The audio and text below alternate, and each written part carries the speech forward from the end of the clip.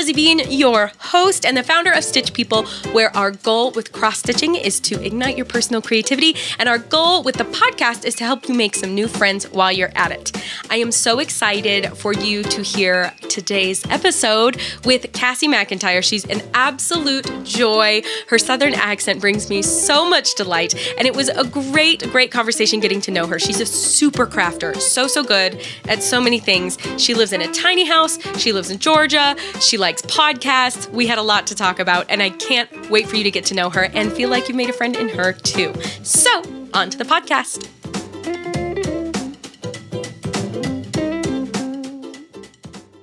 Welcome to the Stitch People podcast. Thank you so much for joining me today. I'm so excited to chat with you. Tell me where you're calling from. Swainsboro, Georgia. It's a very small town in southeast Georgia. We don't really have anything claim to fame here, but we are close to Vidalia, Georgia, where they have the onions. Onions? Okay. Oh, okay, very famous for onions. We're about a 30-minute drive from there. Okay, all righty. Tell me geographically, are you north, south, east, west in the state? We are on the east side of the state. On the east side of the state. Okay. So how close to like Savannah? About an hour and a half.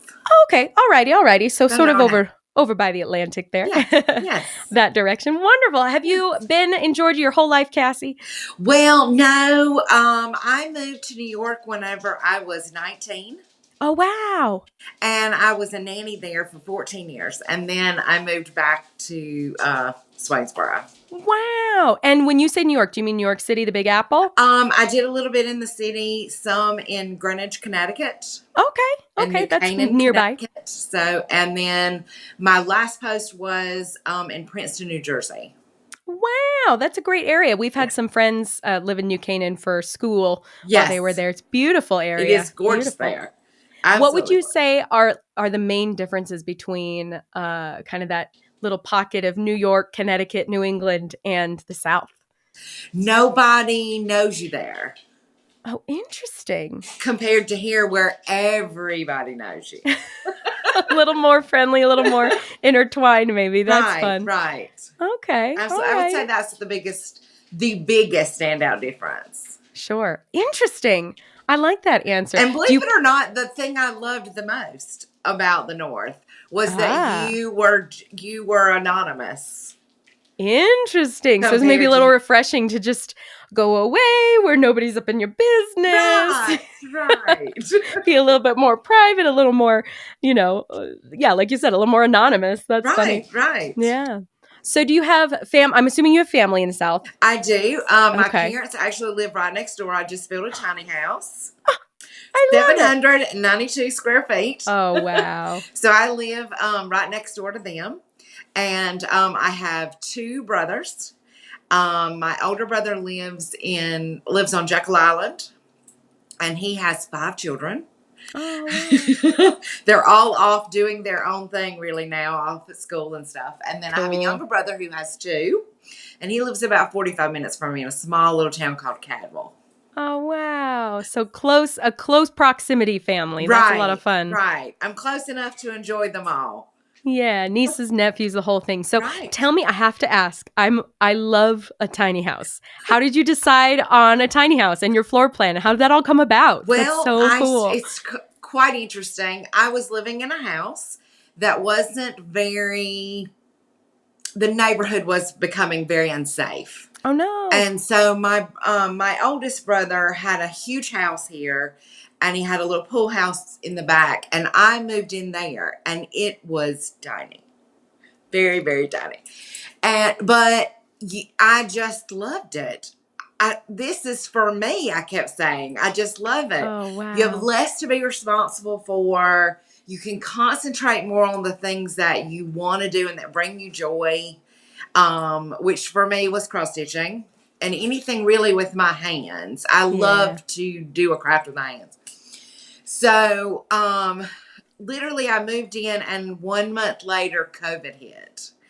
And so COVID, stopped everything. So, I spent 2 years there. Really didn't think I was going to spend that long there.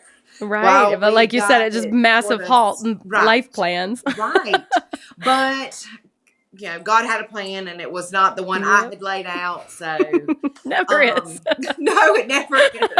I say I make plans, and he rolls around in the grass of heaven and laughs at me. Don't we all? They sold their house and were preparing to move to Jekyll, and I was all of a sudden fixing to be homeless. And so I had a really good friend who let me stay in her pond house. And it was about 800 square feet. Okay. And so a little bigger than you had been in. Right. And I said, I'd been there, I guess, maybe a couple of weeks. And I said, this is what I want. This is it. Right here. This is it. The layout and everything. And I actually had a friend who drew out my house plan on a piece of graph paper, and my builder built it. And it was just exactly what you wanted. Job. That's so cool. Congratulations. Thank you. I tell people all the time that it was the most exciting and scariest thing I have ever done in my life. Oh, wow. I bet. What would you say was the scariest part about it? The money. I never spent that much money in my entire life. Yeah, it's intense. So that was terrifying. Sure. And from what I understand, I have a couple friends who've built as well. It's a unique position to be in because you've got money kind of tied up in different places. Like when you traditionally buy a house, you might borrow from the bank, but you have kind of the one loan and the mortgage and the property shifts hands. But with building, you sort of have to pay the builder, and you have to pay the land, and you have to pay the city, and that you can borrow for all of it, but you're paying a lot of different people from it, and it gets complicated. It does. Yeah. Well, and the first time I had to write the first biggest check I wrote, I had to stop and think, now how do I write this in words? Like it was right on that. I was starting to hyperventilate a little. I was like, this is a lot of money. Yeah. Oh, but it's your dream. It is. And I would not trade the whole experience for $1 million. Oh, wow. From start to finish. I hesitated about moving in with my brother and his family. I thought, oh my gosh, this will, destroy our relationship. And a little too close, maybe. It did the complete opposite. Oh. And I think we saw sides of each other we probably wouldn't have seen. Because I lived literally in his backyard. Yeah. So it's been a beautiful journey. It just sometimes was very hard. Yeah. Oh, I like that though, for kind of the overall pros to the situation. And like you said, the sort of the whole philosophy of the tiny house movement. I always say that humans are like goldfish. You'll fill the space you have. Absolutely. Because goldfish is like the bigger the tank you give them, the bigger they're going to grow. Right. And we totally are the same way as humans. If you got a lot of people, I'd love to have a spare room for storage or for this or that. It's like, okay, you're going to fill it if you give yourself that extra space. Absolutely. So absolutely. To intentionally choose something smaller is my smart, house has 2 bedrooms, and a gracious plenty for me, and a dog and a cat. Perfect. Great. And you're crafting. Right. Which is a perfect segue. Tell us about that. Cabinet is. Oh, wow. Okay, so you've got a crafting station. I love it. I have a crafting cabinet. It is filled to the brim, really, of all needlepoint crafts. Oh, anything that involves a needle, which is my passion, what I enjoy the most. Love that. Okay, so does that encompass? Are you a sewer? Are you a quilter? Or are you mostly just like the embroidery needle crafts? I cross stitch and needlepoint, and I can sew. I did sew all the curtains of my mama's new house. Nice. But I really love to do something with my hands. So I enjoy that. I do a little bit of crochet. Very, very little. I'm currently crocheting 175 hearts for Valentine's. Oh, wow. Good for you. So I've either lost my mind or it'll be the best idea I ever had. So what is that? Is that going to be for a blanket? What's the final use? They're going to go on little cards cute. That say you're the heart of East Georgia Healthcare, which is the company I work for. Oh, that's so nice. And so we're going to give them to all the employees. Oh, I love it. Okay, so tell us a little more about what you do, and then we'll circle back to all the crafts. I am in the billing department. So when you come to the doctor and we see you, the claim comes to my desk if you use the insurance that I'm responsible for, and then I make sure the claim looks like it's supposed to, so the insurance company will pay for your visit to the doctor. So that's basically what I do. And then because we are federally funded, we get some grants, and so we turn nobody away. Everybody can receive health care. And so, which is great for our community. And we actually have 13 offices. Whoa. Wow, right? 13 offices in the surrounding areas. So I think our furthest office is in Baxley, Georgia, which is about an hour or so from here. Okay. A little bit. So is your position for one of the offices, or are you sort of... No, we're over all of them. We just split it up, the insurances. Like I do all the commercial insurance where somebody else does Medicare and somebody else does Medicaid. And okay, that makes sense. Right. Everybody's kind of got an expertise. So right. All right. Okay. How long have you been doing that? Actually, February will be a year. Hey, congrats. Before that, I've had an interesting life. Before that, I worked for a trucking company. Ooh. And I was in charge of the truck drivers, and that's a little bit like herding a bunch of cats. So in charge, how did you assign where they would go and when? No, we actually had a group of gentlemen who did that. I was just in charge of making sure they had all of the correct forms and everything they had to have in the truck and all that, because the government monitors that very heavily. I've heard that. Yes. And to a surprising extent, yes. almost. Which we should all be extremely grateful for, because it is all geared around safety. Good, yeah. But making sure they're sleeping enough and not, burning the candle at both ends. Making sure they did all those things. So that was a rather interesting job. And then before that, I worked for a finance company. Okay. If you needed to borrow money and you didn't have the best credit in the world, we helped you out. So love that. So it sounds like you're a helper at heart. I try to be. All of your positions have to do with helping and taking care of people, making sure everybody's safe and happy and cared for. That. I love that. Yeah, you exude that. And I think, what did you say, 100 hearts? How many hearts are you making? 175. That's more like 200 hearts for Valentine's for your office. I mean, that's so thoughtful. Yes. They're lucky to benefit from your creative passions. Thank you. So how long have you been crafty your whole life? How long have you been crafty? I would say so. I learned to cross stitch when I was 11.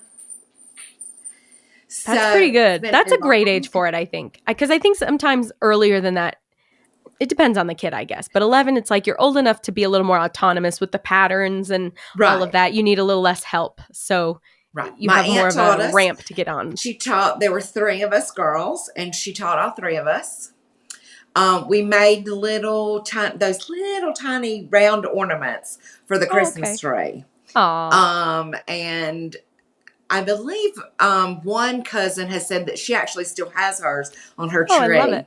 And when I unpacked some Christmas this year for my first Christmas in my new home, I had a few of those. So that was kind of exciting to see and remember. Where it all began. I know, right? So long ago.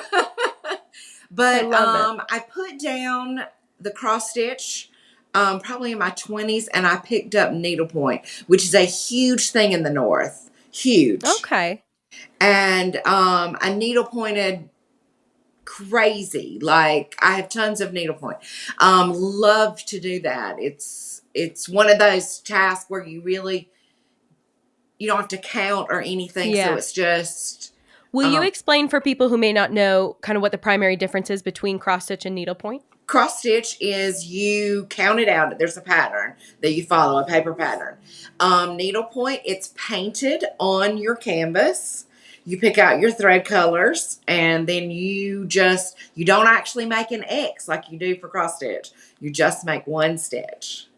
Yeah. So So, it's a little faster, oh, a and it is little a little less faster. Yes. guesswork, not guesswork. No, a little less precision even, just because Right. you're not going from your pattern to your thing and counting and double checking, and so it's a Right. little more streamlined. Yeah. Right. And so that became a huge passion, and I did that for years. And then I found your Stitch People, and I thought, okay, this is a really cool concept. I'm going to order everything they have for sale. So Oh, I bless did. your heart. Oh, And you're the then best. I got intimidated. And I said, no. Not uncommon, unfortunately. Not going to do it. I don't think I can. I kept saying to myself, don't do it, don't do it, don't do it. And then I moved into the pool house, which was tiny. And so I could only take some things. So I said, okay, what am I going to take? And I said, well, I'm going to take my cross stitch, and I'm going to be determined, and I'm going to do this. Yes. So I did, I designed one, and I've learned that I have to design it and walk away from it. Ooh, I And like leave that. it a day or so and then come back to it. Okay. Because you've stared at it all that time. Oh, yeah. That you can't really say if it looks right. So It's hard to be objective. So I put it down and walk away for a day or two. And then I come back and I said, okay, I'm going to do it. So I pull out my thread and I did it. And I did a portrait of me with my brothers. Aww. And and I gave it to my mom for Mother's Day. Oh, how cute. Oh my gosh, there it is. And so she it's just so loved good. it. Just thought it was the sweetest thing. Oh, And I love so it. I said, okay, well, I can do this. I got the Yes, you reaction that I can. really want. I can do this. So I said, okay, well, I found out that a little church here in our town was having like a little craft fair right before Christmas. And I said, okay. So I did a few little things and set up this table and went. And the next thing I knew, I had sold a whole bunch. Everybody wanted to order one. And so I even had a calendar where I had to have X, Y, and Z done every day in order to get all my orders out. Wow. Good for you. I was like, oh my gosh, this is like so awesome. Who would have thought? And so word sort of kind of kept getting out. And I would say really my claim to fame is everybody wants these. I do a calendar with the couple next to the calendar with their wedding date. That's such a sweet, with like a little heart or something on there. On their actual wedding date. And so cute. Everybody just seems to love that. And it's one layer more personalization because it's not just the characters, but it's a special day. You know, it's like one extra layer. Well, and I love to give a homemade gift. I also love to give a gift that requires thought. Yeah. And so to me, that requires thought, you know. Yeah. Those seem to be extremely popular. And if it hadn't been for the community of Stitch People, I couldn't have figured out how to line up the calendar. I played with that and played with that, and I kept walking away, and I was like, I really can't, this can't be that hard, I kept saying. But I reached out to the community. Oh, good. I'm so glad. Hey, help. I'm so glad. It's amazing sometimes that I find, kind of like you said, like it's got to line up. It's got to work. You know in your head, you can see it in your mind's eye, and yet actually translating it sometimes into a pattern or into reality. Sometimes you just hit these snags where it just doesn't make sense anymore. Right. And it's like you can't even explain why or why not. But like you said, sometimes walking away for a day or two can really help. And if just empty your brain. But if I'm doing a big one, I just design them. Yeah. Just get them all designed, and then I really walk away. And then I have to come back because I've used up all of that creativity, I think, for one sitting. Sure. And I definitely think there's a point of no return. Where they're going to go. Yeah. So that I don't want to get frustrated. Totally. And then not enjoy it. It's supposed to be fun. Right. Because to me, I enjoy it. I enjoy that sitting watching some mindless television and Right. cross-stitching something. Yeah. So, Yeah, you don't want to be stressed out about it, about getting something It's just supposed to be right. fun to me. Yeah. Yeah. And I'm glad that it is. So tell me, what do you think it was that got you over that hump of overwhelm when you finally decide, okay, I'm downsizing, but I'm taking Stitch People and I'm going to tackle it? What do you think did that? Was it just pure will? Myself doing it. I just sat making the down choice and said, I'm going to do it. I love that. Just so you decided you wanted it and you were going to figure it out. I love that. And for me, it was also, I was in a smaller space. Mm. I had less to be responsible for. And so I had the time. When you're busy in a bigger home or you're busy doing all these other things, you don't stop That's true. Take time to do. For me, this is a lot of self-care. The cross I love it. For me. Yes. It's a lot of self-care. That is my happy place. I'm just like beaming. I love to hear it. And you're absolutely right. When you have more on your plate, I'm like the worst at this myself. So I totally understand that plight of, even like you said, in a bigger space, you have more rooms to take care of. You have more stuff that needs dusting and more floors that need vacuuming. Right. If you half the space you live in, you have the responsibilities for chores or for maintenance, or even not a physical space, but just mental space. The more, what is it? Spencer always has this quote, when you say, by saying yes to one thing, you inevitably say no to another. Whether or not you know what it is you're saying no to, but that could be saying no to some more free time or no to more activities you love. And so we tend to fill our plates just overflowing. And then, when's the last time you did something you actually loved? Right. Which is so sad. It goes away so quickly. I would fill myself up with things, trying to sort of, I guess, feel like a void. Yeah. And for me, when I started stitching again, there was that void filled. And so it just was music to my ears.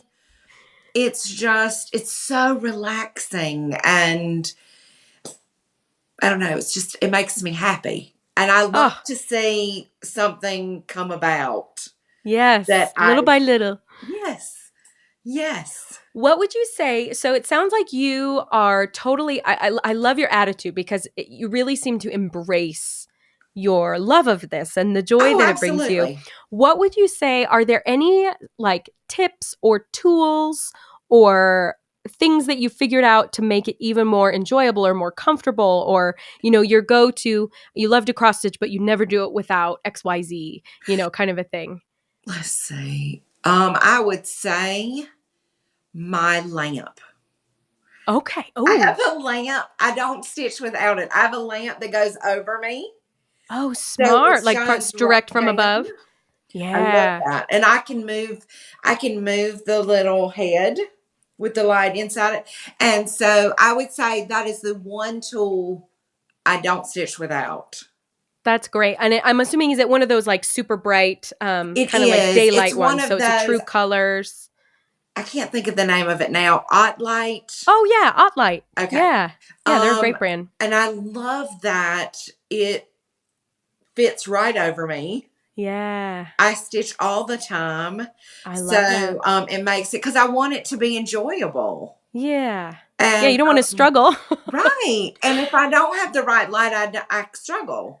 Sure. Yeah. I mean, whether just darker or a yellow tint or whatnot. Right. I'm curious too, given your kind of limited space, you've got your craft cabinet. How do you store your materials? Because I think there's a lot to learn from, like, I'm always really drawn to the tiny homes or like minimalist living. I take on I sample the philosophies. I have a hard time like going all in, because I love to nest and I love my things, and I tend to have a lot of color and stuff. So it's hard for me to get rid of things, but I think there's a lot of wisdom in the efficiency of smaller living or minimalist living, tiny homes, that kind of stuff.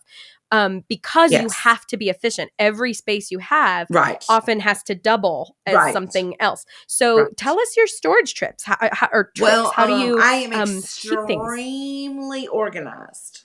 Everything has its place. when I'm done with it, I put it back. I can thank my mom for that. But I do, all of my thread is wound on, Oh, cute. on a clothespin. On a little clothespin. So they live in a shoebox, a clear shoebox I bought from Walmart. Perfect. And so each, like, this is an $8.98. So all the 8s go in one box. Oh, And smart. so, and they can slide up under things and stuff like that. But they're in the cabinet, and this cabinet has drawers, so that's where all my Ada fabric lays. Love it. And on the top of that are books that, you know, I need or whatever. And that's really it. I have a basket that sits beside my big comfy chair, and it holds a current project in a bag. Oh, perfect. So do you kind of sample, you know, I'm going to need a brown hair, skin tone, jeans, t-shirt. Do you sort of pick out all the colors ahead of time and put them in a project bag? Well, and then I all do, you have to worry but is I about also that? have a round. It came from a store that sells supplies for dogs, and it is fun. a actual dog bowl, but it's very big and round, and it's just deep enough that I put all of those in it, and then it slides off to the side. It has all my, and it has a little tiny cup in it that holds all my extra. That's thread. Brilliant. And it's That's metal, brilliant. so my needle minder will stick to it if Oh my I need gosh, it to. I love it. So that I always have extra, you know, little needles and stuff right there. So you can kind of create like your little project bowl. Yeah. And put everything you need in there. And Right. then I obviously that's just a one little thing that's easy to put away, slide under something, put on a shelf. And Oh, then, that's brilliant. The Q-snap with the Ada cloth on it that I'm working on in a bag. Perfect. So that keeps it clean and little accessible. kitty cats and puppy dogs don't get it dirty. I love that. There's it's so funny. For some reason, all the Spencer quotes, one thing he really liked in, I think it's a book called Atomic Habits. The quote is to make execution effortless. So the idea is to integrate healthier habits into your life, Right. You know, to make things easy for yourself. Like that old set out your exercise clothes the night before, and then it'll be easier to go on your run in the morning kind of idea. Right. But I think that really applies to crafting as well, where if you take the time ahead of time to get organized and to sort of create a system, then you know where things are. It's not overwhelming to pull it out. Because I think a lot of the overwhelm for people lays in the project of it, in exactly this of just I've got all these materials, I got to cut my fabric or whatever. I actually love to, I pretty much only use Ada fabric for cross stitch portraits. Right. So I'll get like one of those big rolls from the store, and within hours of bringing it home, I'll just lay it out and quick like cut it in half and half again, because those tend to be pretty good chunks. Right. And I can stick those in my fabric bag. Then you don't have a big random tube that you don't know what to do with. Right. So just prepping ahead of time, and it sounds like you've made it really easy for yourself to jump in. That was my goal. When I realized that I was going to possibly make this somewhat of a business, you know, a little side business, I thought, okay, well, it's got to be accessible. I can't be hunting things. Right. And then that creates like resentment, and it's not fun. And well, then I don't want to do it if I've got to hunt for it. Yeah. Right. Oh, I love it. The wisdom here and now, ladies and gentlemen. I love it. That's so great. So how about, what's your schedule like? How, you know, you've got your family, you live by your parents, you've got your work, like I always call it like everybody's job that's not their passion is their day job in my book. So you've got your day job, and then you've got your you making portraits on the side, and then you've got personal crafting. How do you balance your time? Do you, like you said at the beginning, you had a calendar. Do you still calendar out all your orders? It was How does that look? But now I would say that I don't get up in the mornings and stitch. I did do that for a while. But I do when I come home and I eat supper. If I've not had to be at a meeting or my parents didn't need something, I usually get in my comfy chair and stitch an hour to maybe at night. And And I take my stitching when I go places. Oh, fun. Like if I go to a friend's house and we're just going to sit around, I'll take my stitching. Oh, that's when I great. go to my brothers at the beach, I take my stitching. I don't ever go anywhere really other than work without something to do. I love it. And does all your friends and family just know that, like, oh, Cassie's going to be stitching while we're chatting? Oh, yes. Oh, she's yeah. always going to have it. My mother, when I first started needle pointing, she said, "Oh my God, don't do that out in public, Cassie. You'll never get a husband." Thanks, Mom. So it's always a joke that, oh my God, there she is. They're stitching again. But I love it. It gives me such joy. And now my older brother, he'll sort of look at it and go, what are you doing? He just finds that concept, but he's a boy, so, but he finds that concept crazy. But, I love it. And I am never without a project. I love that. And what would you say is the distribution of personal projects for you versus orders or gifts that you're doing for other people? How much of your own stuff do you keep? I would say that it's more so the biggest portion are gifts for people. Mm. And then I would say that my personal and orders probably run neck and neck. Okay. Right. But I that would feels say manageable. Right. I have to say to myself, okay, I'm going to finish this and then I'm going to do something for myself. But I mostly would say it's mostly gifts. Oh, how nice. How wonderful to be a friend, to have a Cassie original. That's so great. So before you found Stitch People, I mean, I'm assuming a lot of the gifts that you're making are portrait related now. Yes, they are. But what kinds of things would you make before Stitch People? Like does a needlepoint result in, like a 2D something to hang on the wall, the same as Stitch People does? Or, what other kinds of things do you like to make? I would say I've done a few little projects that were just like Etsy orders. Okay. That were just like patterns or things you found. Like patterns okay. that you've gotten. I've done a couple of just words, only words. Those to me are hard to design. Yeah, like just a quote or a word, right? Perfectly centered with stuff around it, right? Yeah, and they're trickier than they seem. Right. Those are hard for me to do. So I said, you know what? I don't want to not enjoy this. So let me reach out to this Etsy person who does this and does a beautiful job and make something from her collection. Perfect. So that's a great solution. And then I would say some little actual sewing presents. I used to do cute little things like that for coworkers, actually on the sewing machine, give you a gift. And then I love to make a Christmas ornament. Christmas is my favorite time of the year. And so I love to make a Christmas ornament of any kind of variety.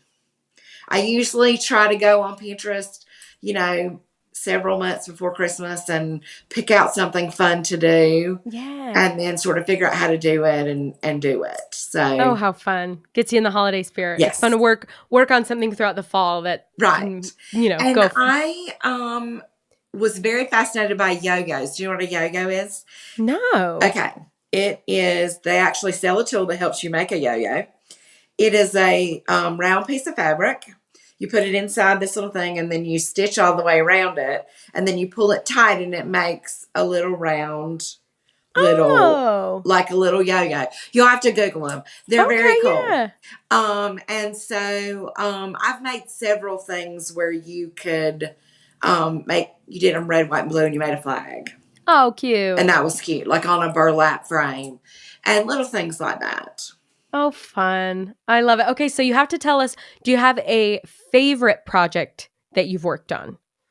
Like a Um, tip-top portrait that you just was the pinnacle. I have to Or say not that portrait. It can be any project. this was simply because of the reaction. I gave a Stitch People portrait with a couple and then a little calendar with their wedding date.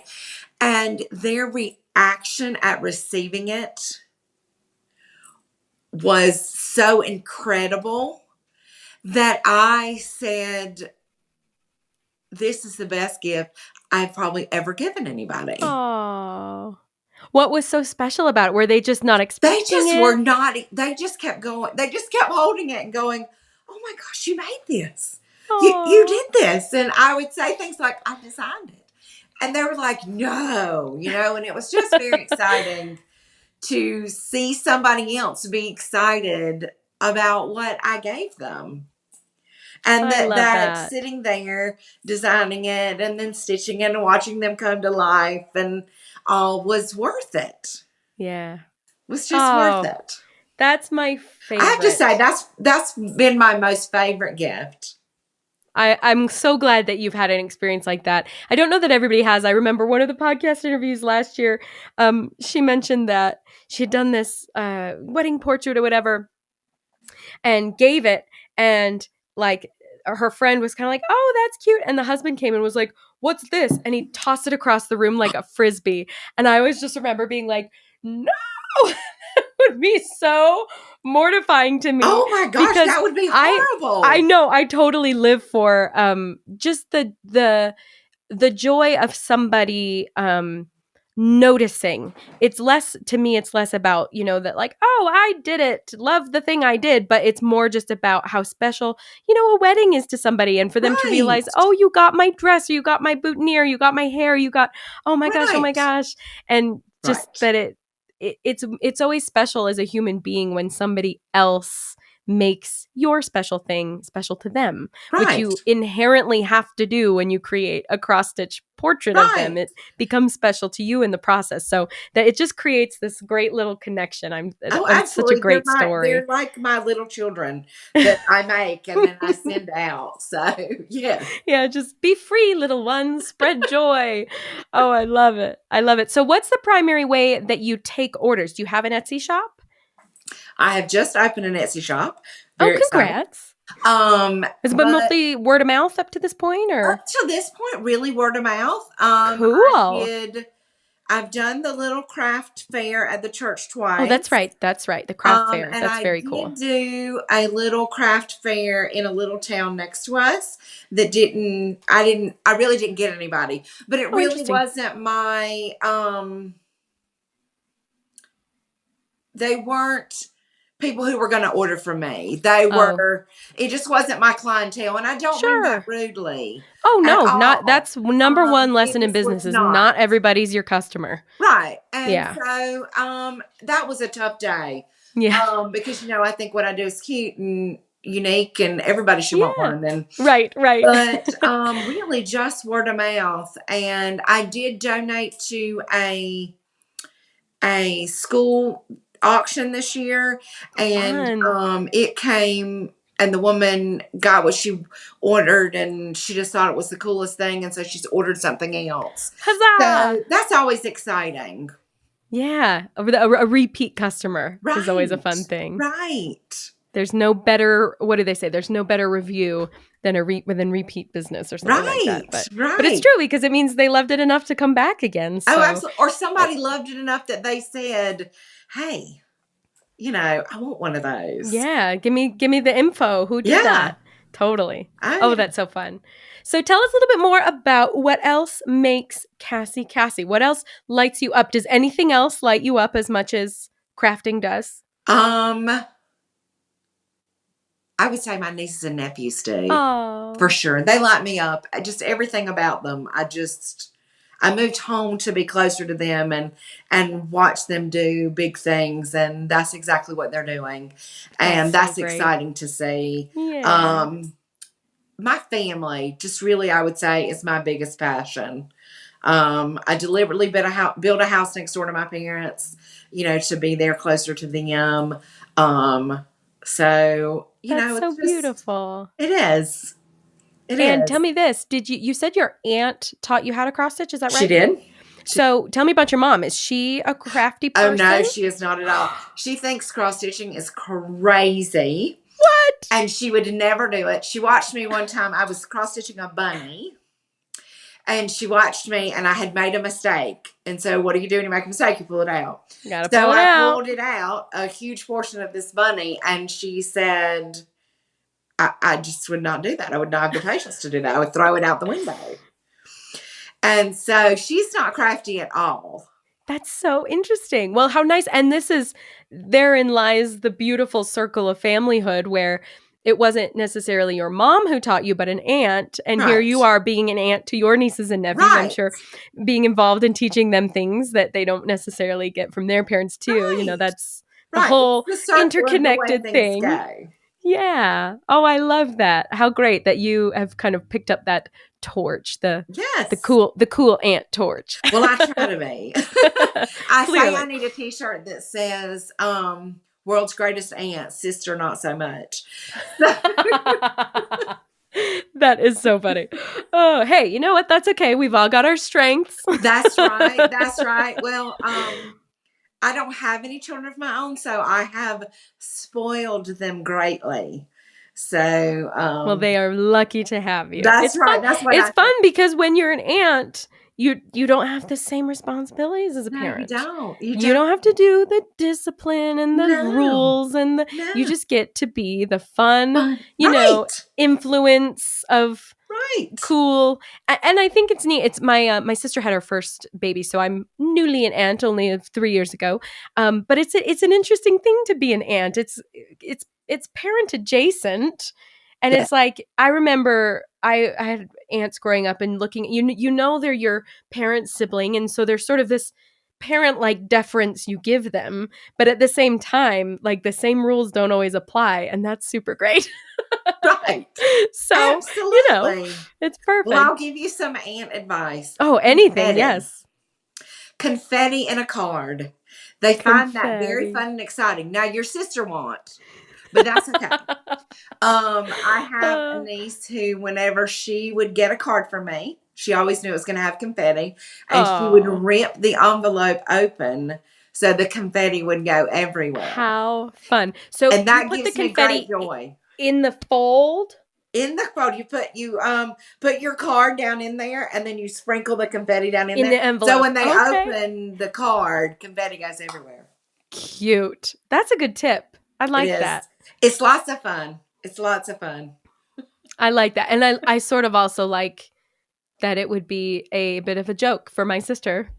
How'd you like that confetti? I tried to do fun and silly a little prank that when they were little. Yeah. And so now that they're bigger, they don't really, yeah, it's for that. So this past Valentine's, I did a picture of myself on a card, and it just simply said, if you, in case you missed my face, because I miss your face. Oh, that's cute.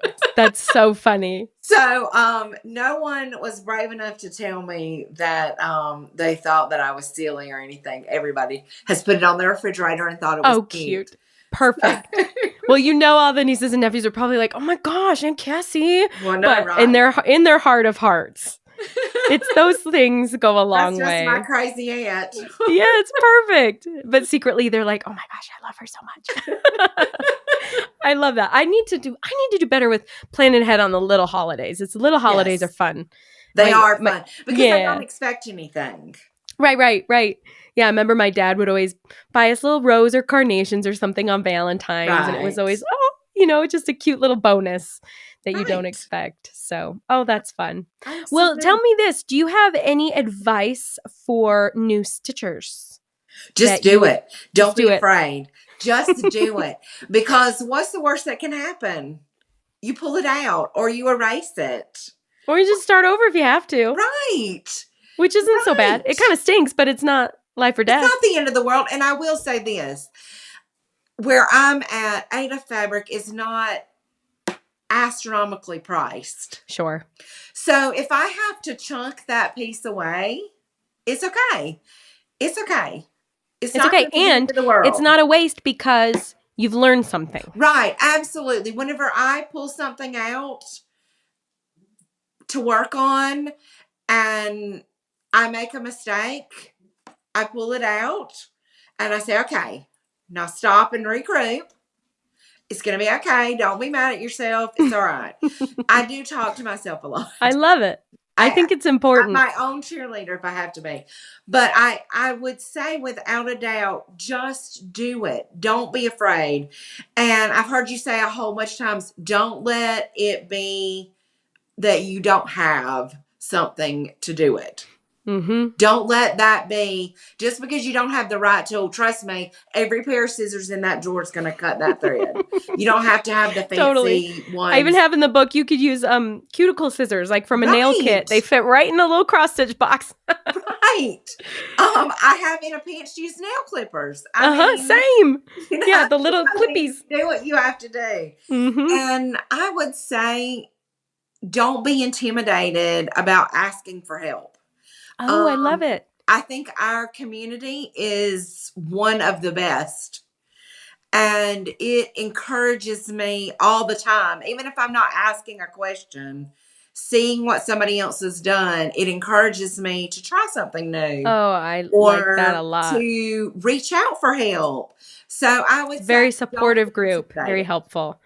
Yeah, don't be afraid to ask for help. I really do believe there's no such thing as a stupid question. Like everybody has to be a beginner. Why do we go through life expecting ourselves, especially, but where do we get the idea that we expect each other to just kind of know everything? Exactly. It doesn't make any sense. Exactly. You know, we all have different emphasis, different passions, different expertise. So yeah, sometimes you need some like your yo-yo thing or whatever it was called. I think I can visualize what you're talking about, but I didn't know that was an official thing with an official tool. That's used really to make cool. Out of them. I love that. You know, so you learn something new. Right. Well, and I believe that you have had one of the ladies who's done the a class, and she does not make a pattern. Oh yes. Yes. I believe her name's Carol. Yeah, I was going to say, I think it's Carol. That's the goal I have, is to is to be able to do it one day and not have a pattern. Right. But right now, she can just sort of see it as she goes. Right. Yeah.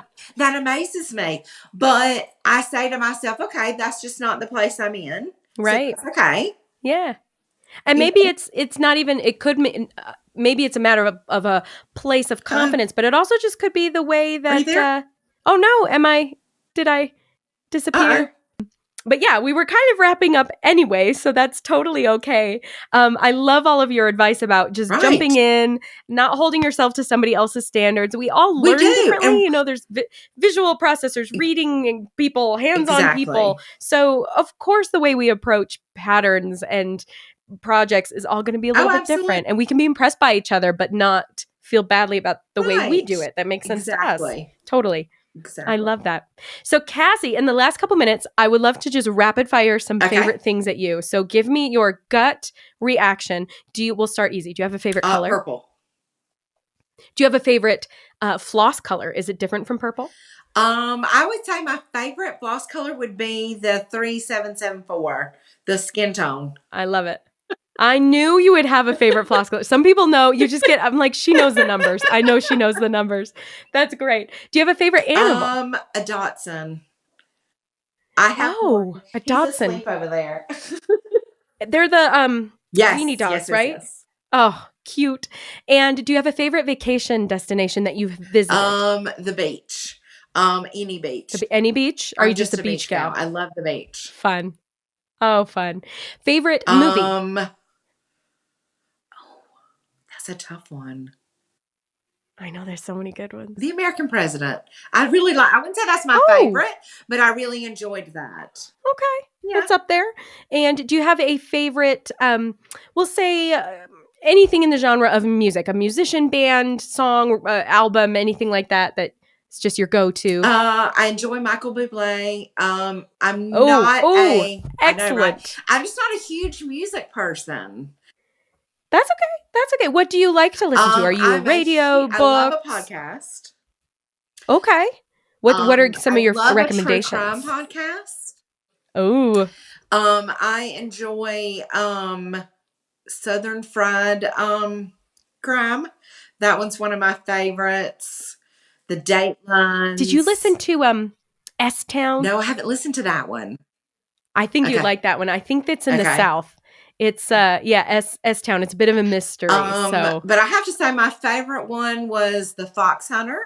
And it's Okay. about I haven't heard of that. a girl who went missing several towns over from us in the I believe 80s. Wow. Yes. Okay. I'll have to Yeah. check that out. So Yes. podcast. So all of you other podcast listeners, Cassie's your podcast. Oh, I love buddy. a podcast. And you already told us Christmas Oh, is your favorite yes. holiday. Now, do you have a favorite season? Is winter your favorite season because of that, or do you have a different favorite season? I would say spring is my favorite season. Mm. All that new, What's not to everything's love about spring? blooming and Yeah. just fresh. I love it. And tell me something, this one's less of a favorite thing, but what would you say is one or a couple things kind of on your bucket list, things that you dream of doing, before your life is over? What would you love, a place to visit Hawaii. or, a language to learn? I would love to Hawaii. go to Hawaii. And I've been to the capital. I would enjoy going back. Oh, I cool. think now as an adult. Spencer and I have had this conversation. We both went as teenagers. Our parents, both super awesome, took us to Right. DC as a family. And I think now that I'm an adult, it would be so much Well, I cooler think to some go. of the Like, things that I maybe wouldn't have appreciated at 13 or 15, Exactly. I would maybe appreciate in my 50s. So absolutely. Yeah, I feel the same way. Stitch People road trip to DC. I would go. That would be I fun. would go. We could do No stitching, just sightseeing. We could stitch and sightsee. Yes, that's right. That's right. We could have a little I'm imagining those when you do road trips, you can get those like scratch away maps when you visit certain states, only we have to stitch like certain sites on the DC map that we go. all of us will be buried in our That's an stitching as we excellent walk idea. along. Oh, I love it. Well, Cassie, thank you so much for your I time enjoyed today. And it. thanks for chatting. It's so fun to get to know you. I love putting faces to the names. Yes. So do you have any preferred way that people can connect with you? Would that be Instagram or Facebook community or Instagram or Facebook? I'm more on Facebook, I would Perfect. say. Okay. And then Awesome. I'm just Cassie That's good to McIntyre know. on there, or my business on there is Gone Stitching. So Oh, love it. Like Yes. gone fishing. That's cute. Okay. Well, we'll definitely link to your Instagram and show some photos. If you Oh, want to send us some sure. photos, we'll have a blog post about this episode Oh, so people can sure. see pictures. And yeah, it's just been a total pleasure chatting with you. Thank you so No, much for your thank you. time. Oh, thank you.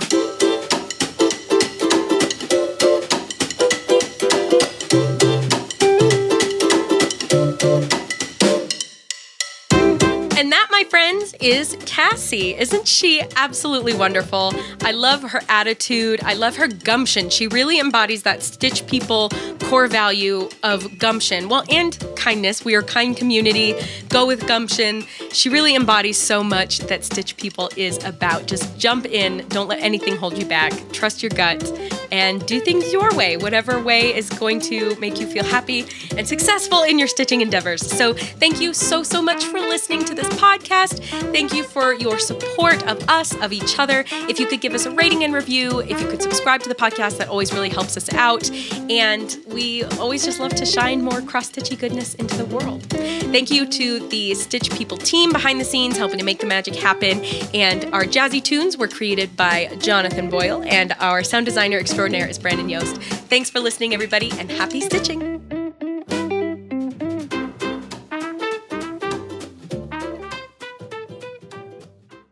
The Stitch People podcast is a production of Beanski LLC and Stitch People. Copyright 2022, all rights reserved.